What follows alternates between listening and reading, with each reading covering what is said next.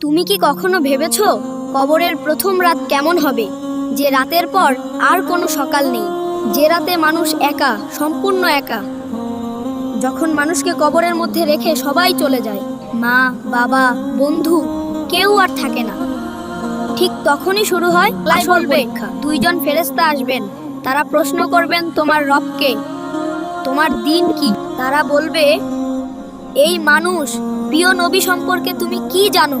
যদি তুমি দুনিয়ায় সত্যের পথে থাকো তাহলে উত্তর সহজ হবে, আর যদি ভুলে যাও তাহলে সেই রাত হবে খুব কঠিন।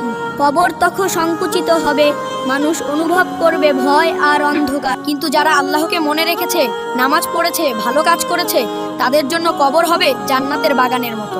তাই আজ থেকেই প্রস্তুতি নাও, কারণ কবরের প্রথম রাত, এটা একদিন আমাদের সবার জন্য আসবে।